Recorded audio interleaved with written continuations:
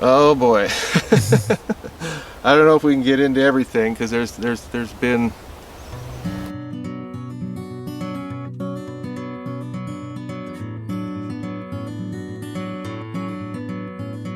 Located in Yakima County, Washington, Bumping Lake offers good fishing, swimming, and camping along its beautiful shorelines, with Mount Rainier being visible from the lake.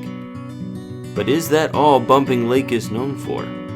Or is there something else in the woods surrounding the beautiful lake? And will the team get any action? This isn't TV, so things like that don't always happen. The reality of Bigfooting is that I'd say most of the time you go out squatching, not a lot happens or zero happens. And it's not like on TV where something happens every time you go out and do something. Every time you go out squatching, it's not like what you see on TV on these entertainment shows. The reality is that most of the time you don't get anything. Or sometimes you get something, but not all the time. And that's just the reality of it, and that's the reality of squatching in general. So don't always believe what you see on TV. Before we dig any further on the happenings at Bumping Lake, it's time to check in and see about the hair samples the team found in Laird Meadow during their expedition to Bluff Creek. So there's that little tiny vial there. Yeah, I saw that some one. more hair. And the sealed envelope as well? Mm-hmm.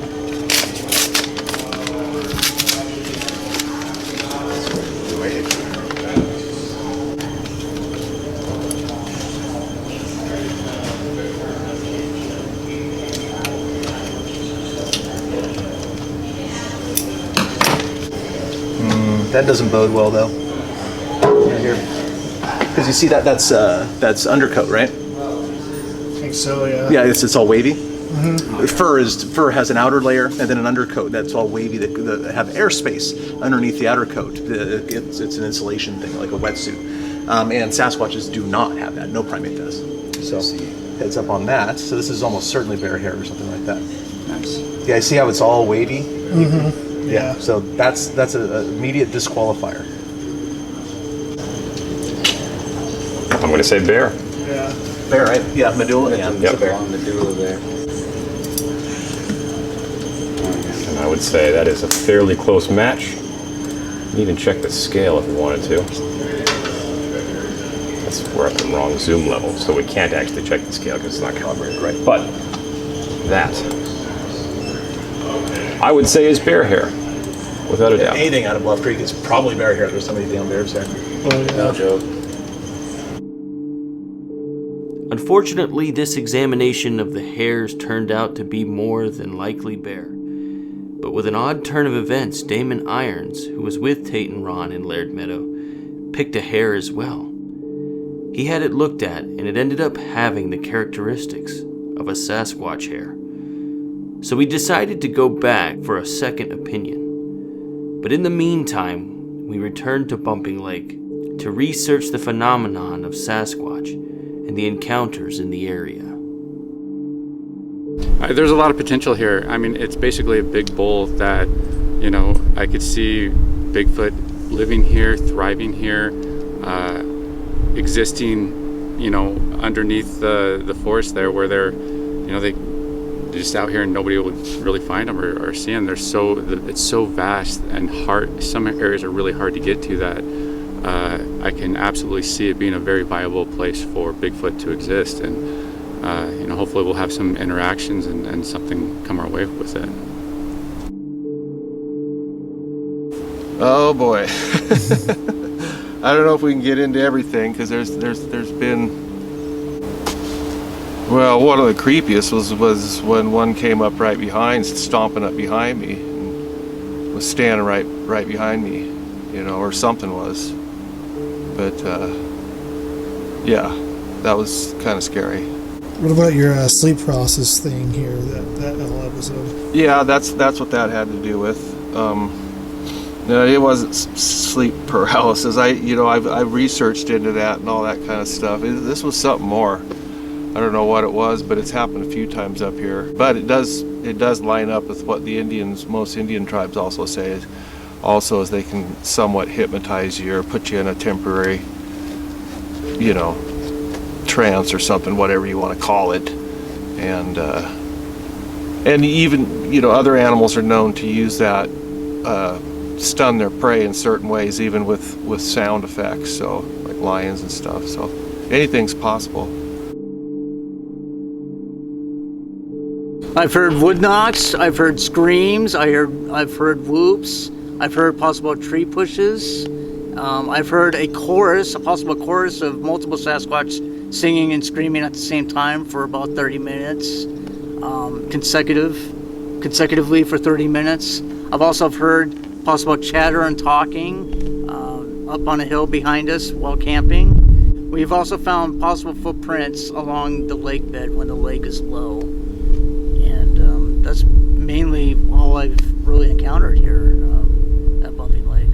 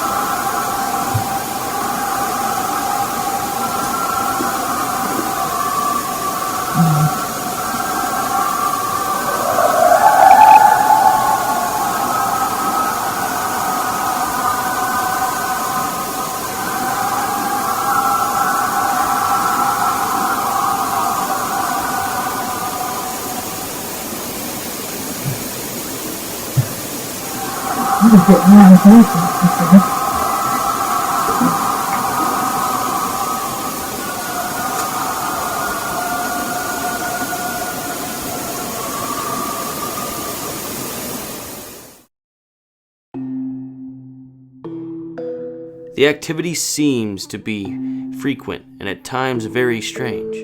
So with that, Tate, Ron, and Steven drive out to a remote lake adjacent to Bumping to hopefully stay and squatch there that night. So we're on our way to this lake adjacent to a Bumping Lake. What's the plan when we get there?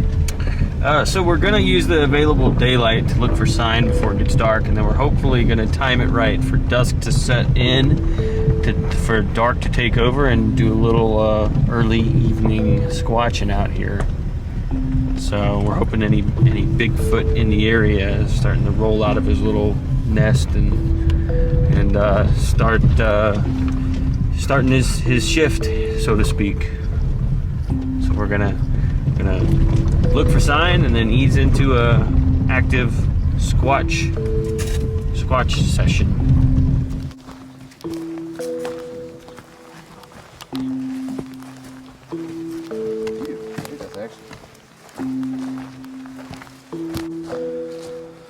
I mean, so what do you think of this area compared to like Bluff Creek? So I'm starting to note more and more similarities to it. We have some older growth. It's not a depleted national forest like some places that I've been. So there's a mixture of various aged trees. Seems like there's a good amount of water comes through. You know, we've been talking about how we're kind of in a rain shadow effect, and so this area is probably most of the year is probably wetter than Bluff Creek, and so there's probably a variety of different vegetations that pop up as a result. But from what I've seen right now, at least the corners that we've been in, people are coming out here. The roads are rough, and but I feel like Bluff Creek could still be a little bit rougher and a little bit further out. So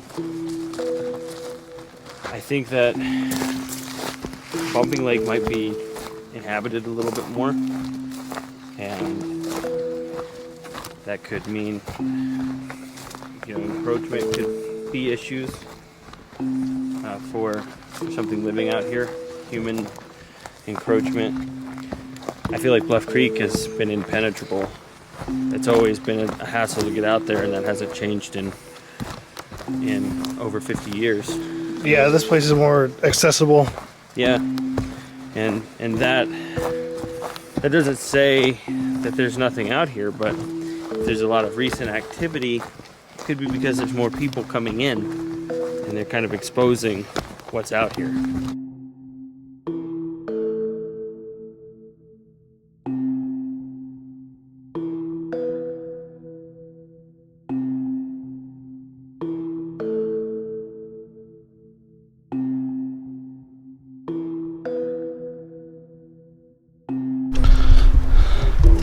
So we can't really go squatching here tonight because we're walking the camp, and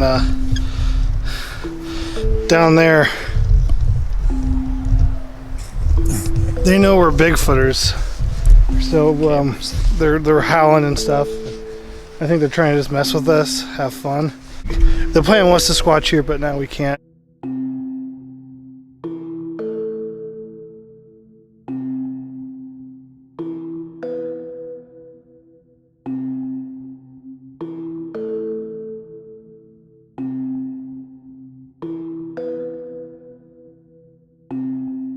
Unfortunately, the lake was inhabited by other campers, which forced Tate, Ron, and Steven to squatch near the camp that night.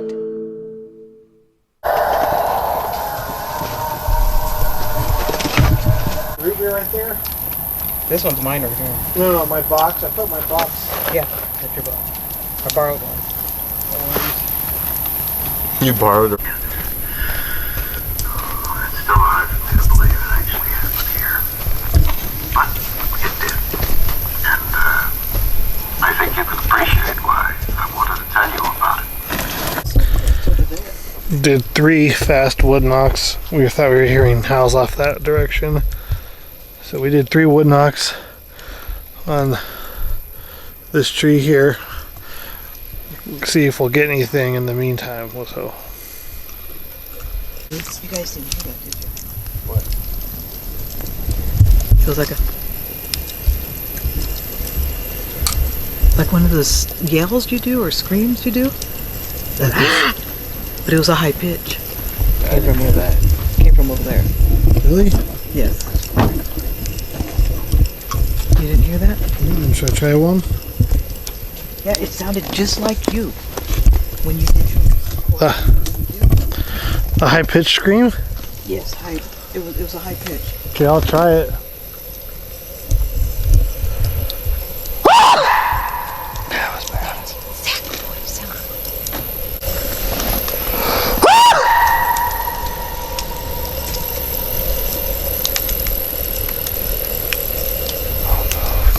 That's what it sounded like, Tate. Exactly.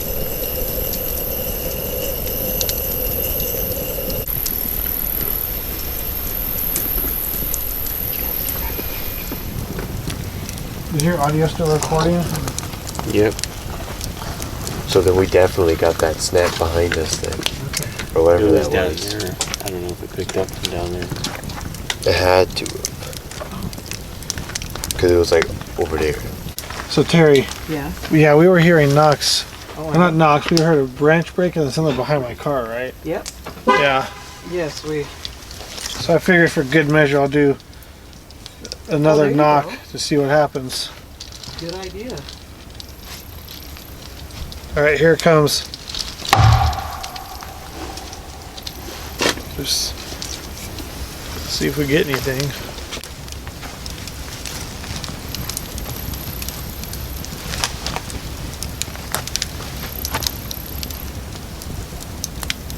What you guys hear? think it was Bandit. Okay.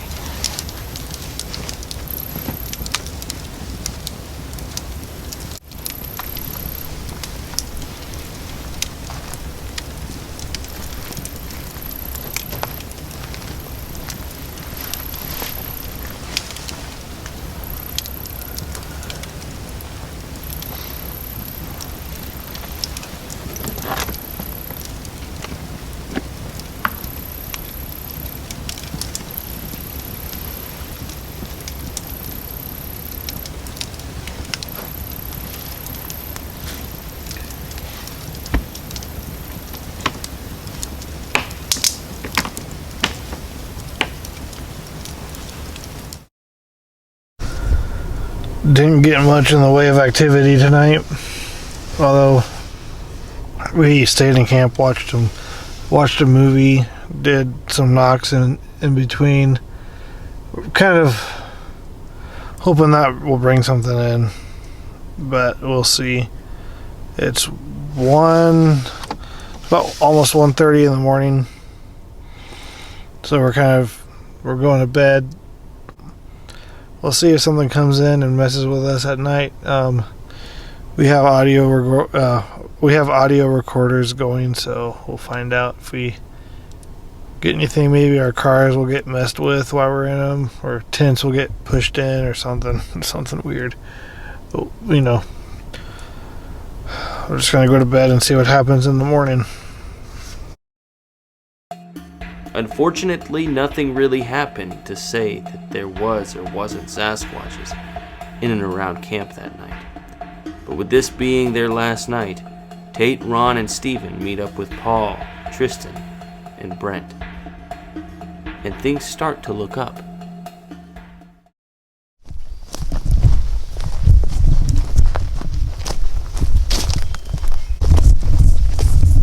So I think Brent was telling us to hurry over here because he saw something interesting. So we're walking up this way from camp.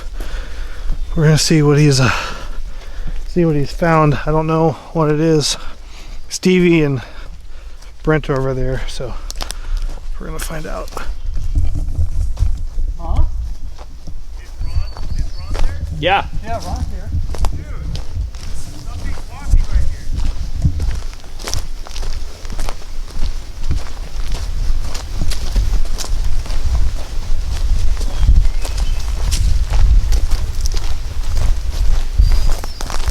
Bed springs in your cabin. I swear to God, there's something right here.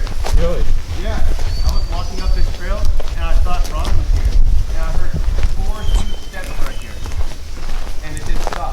It's like right in here. It's like as far as I am from Tate right here. Really, right up in here, truthfully, right now. Something's there, like right there. I started recording immediately when I went. Hello? Let's just all maybe stop and listen for a minute.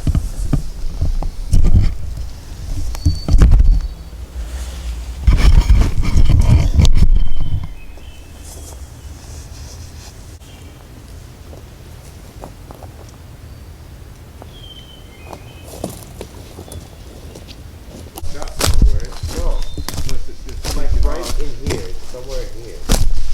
Could it be a deer? I saw something go by. Stevie, What? could it be a deer? It sounded really heavy. Well, Like, hey, I check thought this. It was wrong, Well, it could though. be an elk too. There's elk in here. Well, yeah. Here's why I'm thinking elk or deer. Right, Salt Lick. Yep. Yeah. But who says Bigfoot doesn't like salt every once in a while? If it was an elk too, though, you would think that, I know they can be silent, but they can be pretty noisy going through the brush.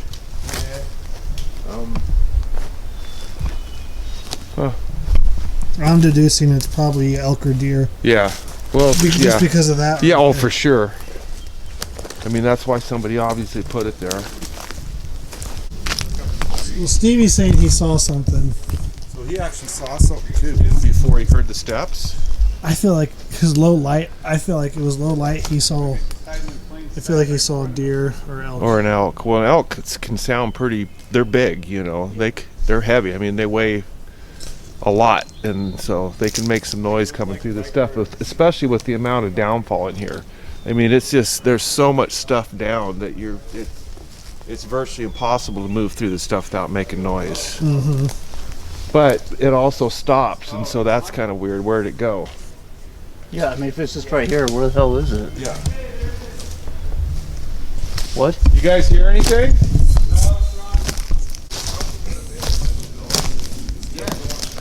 This is what I heard. This is what I heard right here. I heard this coming through. So Stevie, what did you saw? I heard 4 footsteps, and I thought it was Ron coming through the forest. You actually saw it? And I saw like a shadow go by, and I swear to God it was Ron. And then Ron's back there. Right, that's why you started yelling, Ron. Yeah, I was like, Ron? I kept on yelling. It was like, what did I just see? Yeah. Okay, so what exactly did you hear when you called us before you called us over? Okay, so I was walking this way, right?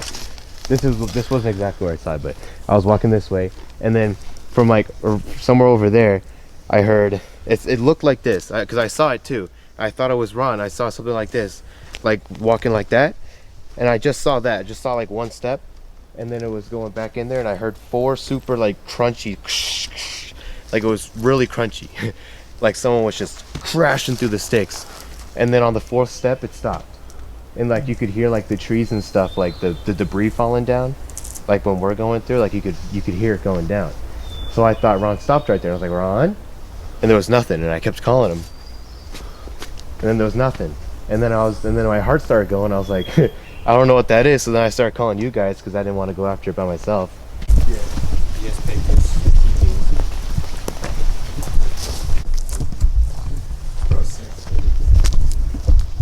So Stevie heard something up the road earlier. We're all hanging around camp. We're gonna go put this light up the road and see if we get anything that's curious and wants to come check it out. We got Paul playing guitar, so that should draw something in. Ron's setting up an audio recorder, so maybe we'll get something, maybe we won't, but we'll find out. I'm gonna stay here. You guys are gonna walk back to camp, and we're hoping that something will move through, make some noise. I can spot something with the thermal. We have a light going. I'll probably wait out here for 5-10 minutes or something as you guys walk back to camp. Yeah, that's good. Just to see if I hear any movement.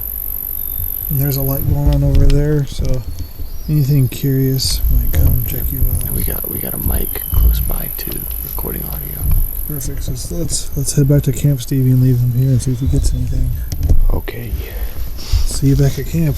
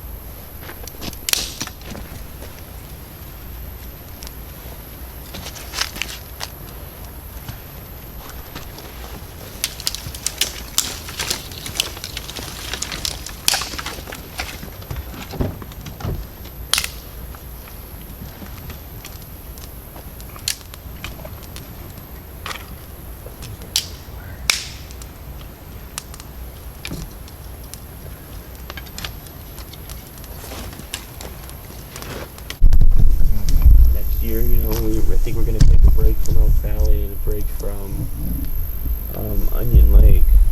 Laird Meadows seems Well, it pretty... depends on what you're doing in there with your research. If you're doing the typical Bigfoot stuff, they catch on to all that stuff sooner or later. They know what you're up to.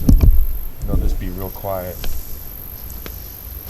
And then it depends on where you're at. If you're in camp areas, or if you're in more wilderness areas, they're going to act different. You know, like in these human rooms here, like where we're at now, we're in a predictable area that they know what humans do. You know, we're a predictable bunch. We come into these rooms over and over and kind of do the same things, and so they know that, and that's why I think the juveniles come down with people, like when we're in these little camps. A lot of sightings and reports from camps, you know. Yeah. People see them getting up at 3 in the morning to go to the bathroom, for instance, and there's one right there in camp, you know. What were you guys doing those nights when they came into camp? Just typical, just being a camper. Kind of like this type of stuff.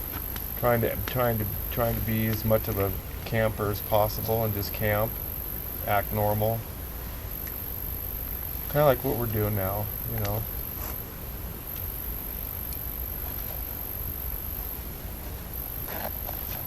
Yeah, there's a bunch of different things that I switch it up a lot. Yeah. I'm not big on smoking or anything, but I think that, you know, just getting another smell out in the air. Right. You know, a scented cigar or something might pique something's curiosity a little bit. Oh yeah. We look at those lights and stuff, and I like to put stuff out like that, but then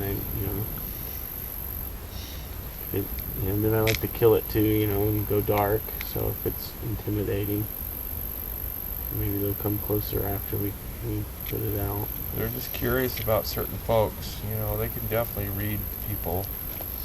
I think they're curious about certain camps, what we're doing. What startled Stephen and then ran away? Was it an elk or bear? Perhaps a deer? The fact that there was a salt lick nearby when Stephen saw what he saw makes it more likely that it was some type of ungulate.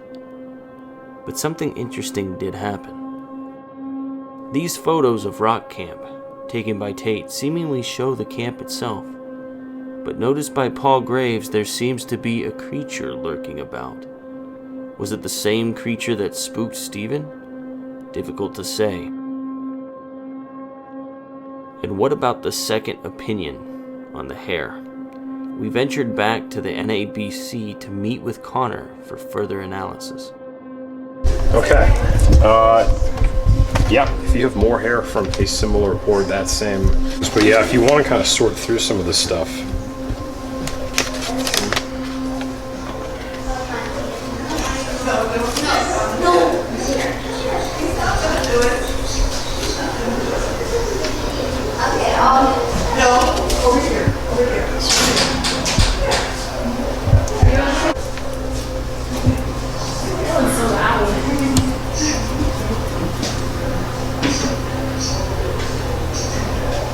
We're just going to quickly look at the end, and if it looks like it's promising, we'll mount it all the way. That's interesting. I watched him pull that from the same tree that we were pulling from afterwards. He just kind of pulled it for the visual example, and we did the whole thing with the envelope and tried not to breathe on it, use gloves, and in the event that we got some interesting stuff that we would test later. But hair and fur is always the most common contaminant in the woods. It's just everywhere. And if you find two pieces of hair in the same tree, you'll never know when they were put down. Okay. You know.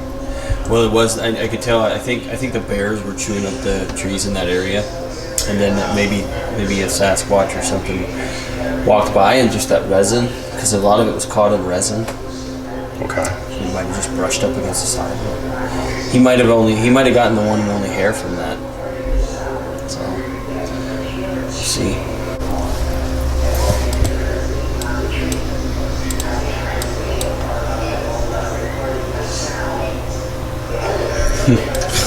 Nice. Can I take a shot of that? just that scream, man. Look at that. That might.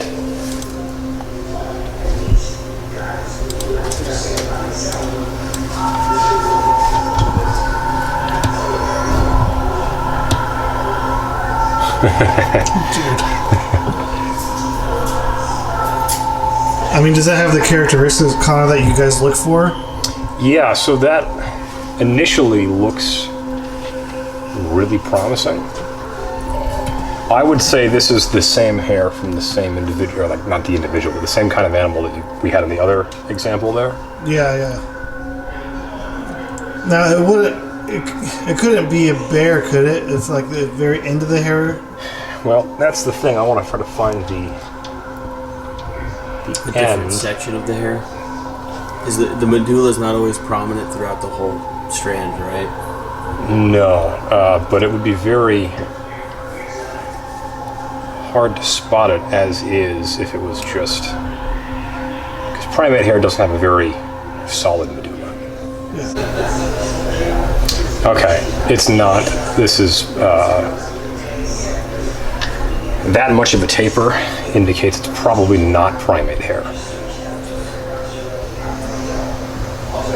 because they're usually very kind of parallel right down to the end and then with a blunt end. It's one of the things you look for. And the fact that it does get so, I mean, even right there, it's visibly thicker. So that's probably not Sasquatch. So what would explain the absence in medulla? Well, it could be fragmentary. It might just not be in the place we looked. It might be, well, let's see here.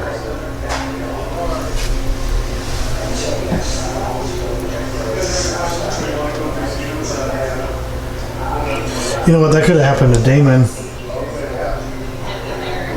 Well, the one that he's got has that blunt end, Oh, it does. which indicates that's more, I see here, like little chunks of fragmentary medulla in there. Let's see if I can make that a little bit brighter.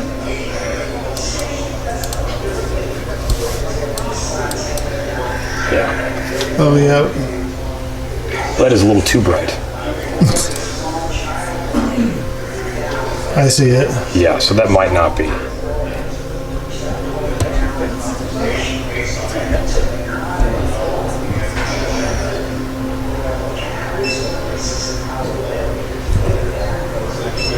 Now, do you think it'd be a good idea to get a third opinion again with like with Meldrum? Probably? Yeah, I mean, if you're going to go to Meldrum's lab, have him check this out. He's much better at hair analysis than I am.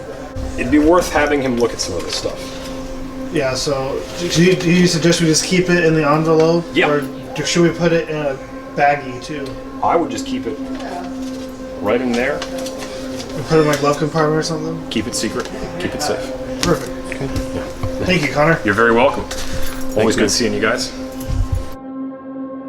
With a slightly better result, they decide for a third opinion, and they move their expedition towards Idaho, and will eventually meet with Dr. Jeff Meldrum as the search for Sabe continues.